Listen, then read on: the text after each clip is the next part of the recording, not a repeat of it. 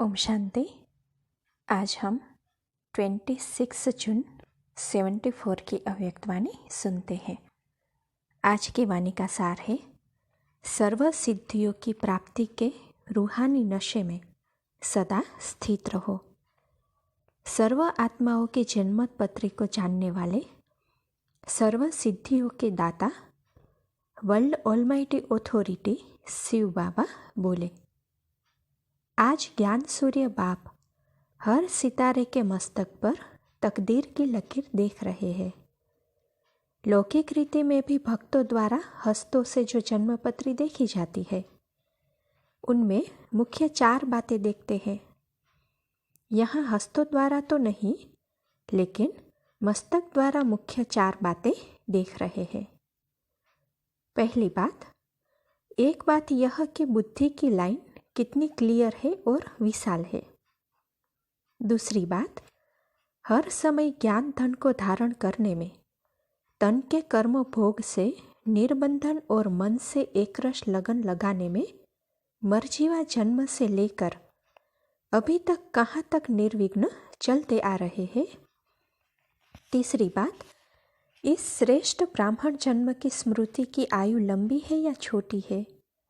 बार बार स्मृति अर्थात जीना, विस्मृति अर्थात मरने की हालत में पहुंच जाना, इसी हिसाब से आयु छोटी या बड़ी गिनी जाती है। चौथी बात, मर्जीवा जन्म लेते ही स्नेह संबंध संपर्क और सर्व शक्तियों में कहाँ तक तकदीरवान रहे हैं। क्या तकदीर की रेखा प्रतिशत के हिसाब से अटूट रही है और साथ साथ पढ़ाई में व कमाई जमा करने में सदा सफलता मूर्त, रेगुलर और पंक्चुअल कहाँ तक रहे हैं।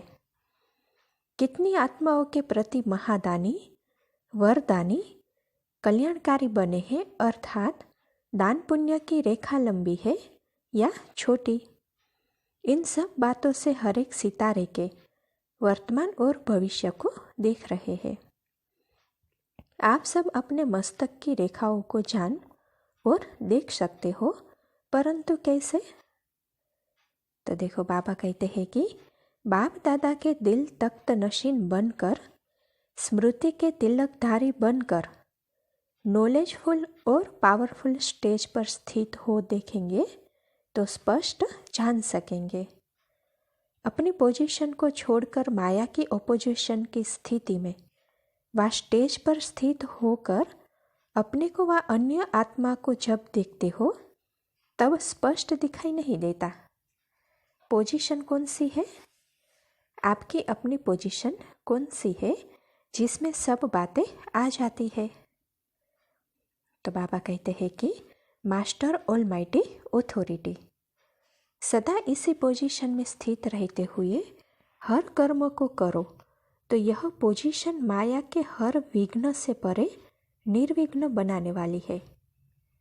जैसे कोई लौकिक रीति में भी जब कोई ऑथोरिटी वाला होता है तो उनके आगे कोई भी सामना करने की हिम्मत नहीं रखते हैं, और अगर कोई अपनी ऑथोरिटी को यूज़ करने के बजाय हर समय लूज रहता है तो साधारण आदमी भी सामना करने के लिए अथवा डिस्टर्ब करने के लिए, विघ्न डालने के लिए लूज रहता है।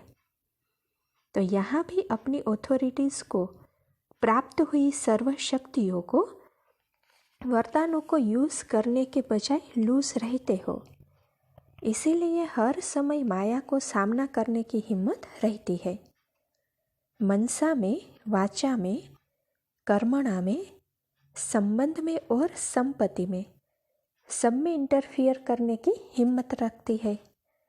किसी भी बात में छोड़ती नहीं, क्योंकि अपनी पोजीशन से नीचे आकर साधारण बन जाते हो। रिवाजी रीति से यदि कोई साधारण आत्माएं भी अल्पकाल की सिद्धि प्राप्त कर लेती है तो कितनी ऑथोरिटी में रहती है। यहाँ सर्व सिद्धियाँ प्राप्त होते हुए, चाहे सदा निरोगी बनने की सिद्धि, चाहे कोई भी प्रकृति के तत्व को वश में करने की सिद्धि, चाहे कोई दुख, निर्धन व अशांत आत्मा को अविनाशी धनवान बनाने व सदा सुखी बनाने की सिद्धि, निर्बल को महाबलवान बनाने की सिद्धि, संकल्पों को एक सेकंड में जहाँ और जैसे ठहराना चाहो वह संकल्प को अपने वश में करने की सिद्धि, 5 विकारों रूपी महाभूतों को वश करने की सिद्धि, नयनहीन को त्रिनेत्री बनाने की सिद्धि, अनेक परिस्थितियों की परेशानी में मूर्छित हुई आत्मा को स्वस्थिति द्वारा सुरजित करने व जीतान देने की सिद्धि, भटकी हुई आत्मा को सदा काल के लिए ठिकाना देने की सिद्धि, जन्म जन्मांतर के लिए आयु लंबी करने की सिद्धि, अकाले मृत्यु से बचाने की सिद्धि, राज्य भाग्य व ताज तख्त प्राप्त करने की सिद्धि। ऐसी सर्व सिद्धियों को विधि द्वारा प्राप्त करने वाली आत्माएं कितने नशे में रहनी चाहिए? अपने आप को क्यों भूल जाते हो? लेना है बाप का सहारा और कर देते हो सर्वशक्तिमान से किनारा। खिवैया से किनारा कर और किनारे को अर्थात मंजिल जब ढूंढते हो तो मिलेगी या समय व्यर्थ जाएगा। बाप दादा को ऐसे भोले व भूले हुए बच्चों पर रहम आता है, लेकिन कब तक? जब तक बाप द्वारा रहम लेने की आवश्यकता व इच्छा है। जब तक अन्य आत्माओं के प्रति रहम दिल नहीं बन सकेंगे तो स्वयं ही लेना है, वह देने वाला दाता नहीं बन सकता। जैसे भिखारी भिखारी को संपन्न नहीं बना सकता। हाँ, अल्पकाल के लिए वे कुछ शक्तियों के आधार से उन्हों पर थोड़े समय के लिए प्रभाव डाल सकते हैं, लेकिन सदा काल के लिए और सर्व में संपन्न नहीं बना सकते। अच्छा अच्छा कहने तक अनुभव करा सकते हैं, लेकिन इच्छा मात्रम अविद्या की स्टेज तक नहीं ला सकते। अच्छा अच्छा कहने के साथ सर्व प्राप्ति की इच्छा समाप्त नहीं होती, क्योंकि स्वयं भी बाप द्वारा व सर्व सहयोगी आत्माओं द्वारा सहयोग, स्नेह, हिम्मत, उल्लास, उमंग की इच्छा रखने वाले और कोई भी प्रकार का आधार लेने वाले सर्व आत्माओं के निमित्त आधार मूर्त नहीं बन सकते। प्रकृति के व परिस्थिति के और व्यक्ति के व वैभव के अधीन रहने वाली आत्मा अन्य आत्माओं को भी सर्व अधिकारी नहीं बना सकती। इसलिए अपनी सर्व सिद्धियों को जानकर उन्हें यूज करो, लेकिन निमित्त मात्र बनकर यूज करो। मैंपन भूल श्रीमत के आधार से हर सिद्धि को यूज करो। अगर मैंपन में आकर कोई भी सिद्धि को यूज किया तो क्या कहावत है? करामत खैर खुदाई, अर्थात श्रेष्ठ पद के बजाय सजा के भागी बन जाएंगे। साक्षीपन नहीं तो फिर सजा है। इसलिए सदा स्मृति स्वरूप और सिद्धि स्वरूप बनो।